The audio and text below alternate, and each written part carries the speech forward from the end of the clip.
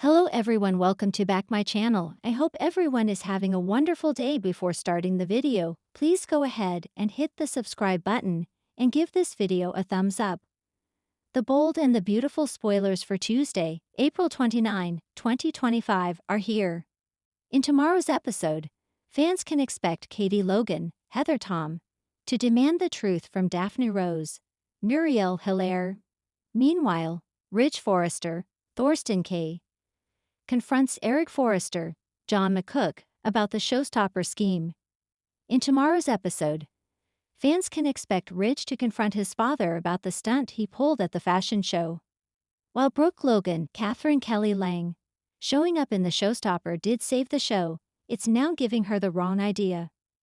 For one thing, everyone at that show seemed to respect that Ridge was with Taylor Hayes, Rebecca Budig, Heidi Montag, and Spencer Pratt even commented on it. Eric and Brooke's stunt would have been cute if both were single. Not so cute when one of them is in a committed relationship. Ridge will confront his father about his intentions. Eric will insist that Bridgie belong together and he's fighting destiny. However, that is not Eric's decision to make. For years, the soap characters all talked about respecting relationships. However, Eric and Brooke's actions are a sign of clear disrespect. Ridge will tell his father that he will always love Brooke, but he's committed to Taylor. Whether they are right or wrong for each other isn't really the issue. Eric's interference is the issue. The bold and the beautiful spoilers for tomorrow reveal that Katie overheard Daphne talking to Zen de Forrester Dominguez, Delon de Metz. Katie will confront the nose about what she heard.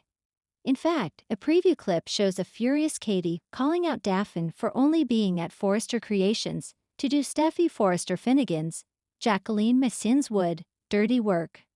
Fans know that Daphne has developed feelings for Carter Walton, Lawrence St. Victor. However, Katie is right that Daphne only came to FC to do Steffi's dirty work. Daphne might try to explain that her feelings are genuine, but Katie will be worried about Carter's heart. The last thing Carter needs is to jump into another romance, especially if he's not even over Hope Logan, Annika Noel, yet. The other issue with Katie is that she could blab to Carter about what she overheard. That could have Carter questioning Daphne's true intentions. The sun rose over Los Angeles with a deceptive serenity that only the bold and the beautiful can deliver. Because behind Forrester Creations' glossy facade, storms were brewing, and by Tuesday, April 29, everything would begin to boil over. Katie's demand: no more secrets, no more lies. Katie Logan had always been known for her strength, but today she was a woman on a mission that Bill Spencer wasn't ready for. Standing in the Grand Forrester CEO office, Katie's eyes blazed with fury and hurt as she confronted Carter and Bill at once. "You think you can just make decisions for me behind closed doors?" she snapped, her voice sharp enough to slice through glass. Bill looked genuinely shaken. He wasn't used to this Katie, the woman who wasn't pleading for love but demanding respect. Carter, caught in the middle, tried to explain, but Katie held up her hand. "This isn't just about what you two think is best for me, it's about honesty. It's about trust. And if you think you can build a future with secrets, you're wrong."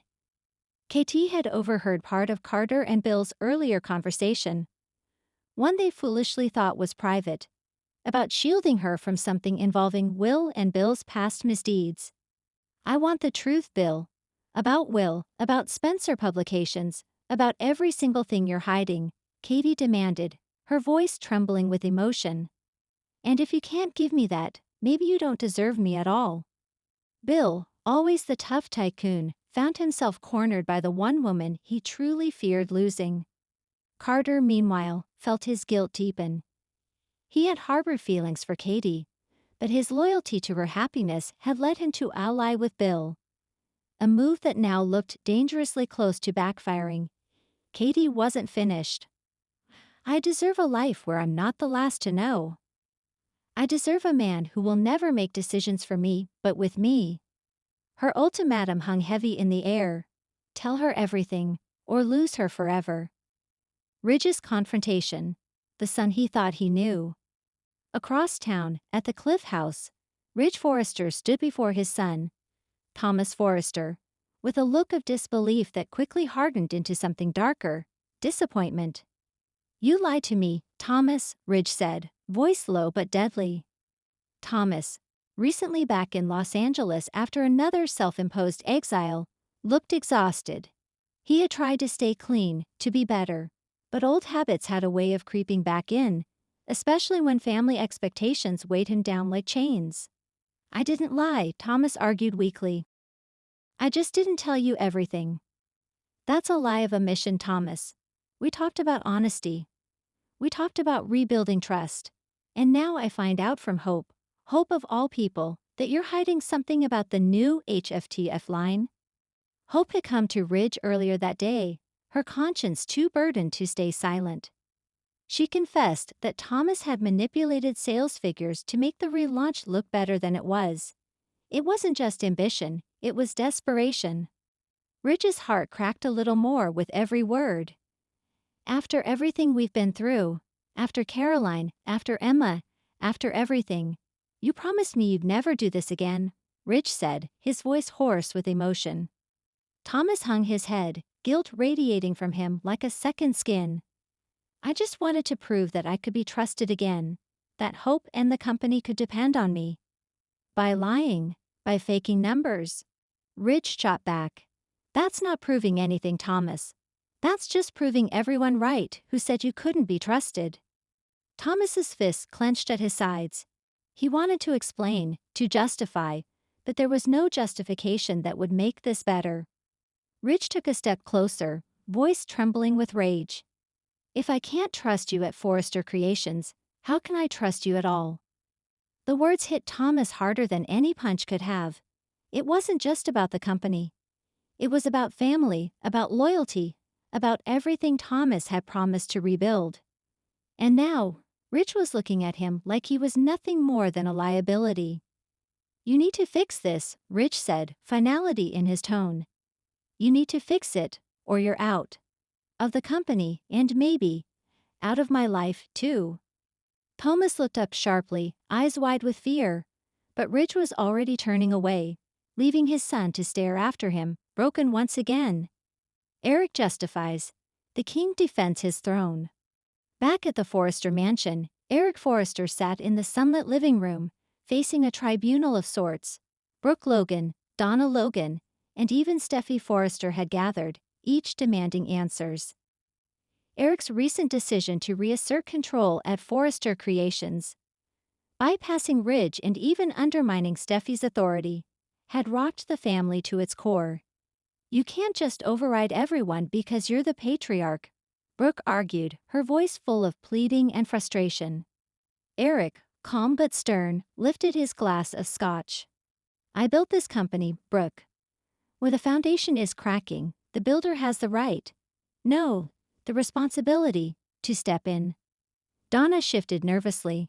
She loved Eric deeply, but even she couldn't deny the chaos his decisions had caused. Steffi, however, wasn't willing to be gentle. "You're destabilizing everything, Granddad," she said, her voice sharp. "You're pitting us against each other. You're making choices without consulting anyone. This isn't leadership, it's control." Eric's eyes flashed dangerously. "Control? You think this is about control? This is about survival. Forrester Creations is vulnerable right now, to bad press, to corporate takeovers, to internal betrayal." Brooke narrowed her eyes. "Internal betrayal?" Eric leaned forward, steel in his gaze. "You think Thomas's actions won't blow back on all of us? You think Ridge being too lenient, too blinded by love for his son, won't destroy this company from the inside out?"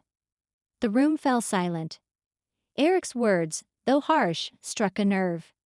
"This family built an empire," Eric continued, voice dropping to an emotional rasp.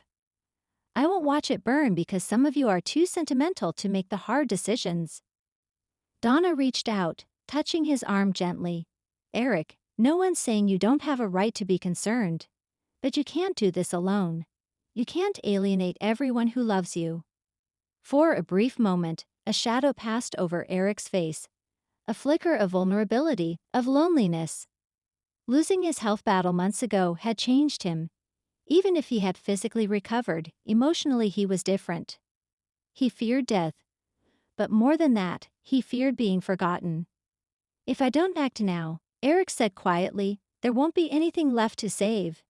Steffi exchanged a look with Brooke. A look that said they understood more than they wanted to. But understanding didn't mean agreement. We're not giving up on you, Granddad, Steffi said. But you need to let us in. We're stronger together. Eric gave a short, bitter laugh. We'll see if that's true soon enough. Tuesday's shocking cliffhanger. One call changes everything. Just as the arguments threatened to spiral into another full-blown family war, Eric's phone rang. Everyone fell silent as he answered. The voice on the other end was grim. Suddenly, all the fighting, all the anger, all the pride evaporated, replaced by a bone-deep fear that something truly terrible was happening, something that could change all their lives forever. Thanks for watching this video, and please subscribe our Boldy and BAUTFUL UPDAT YouTube channel for more update news.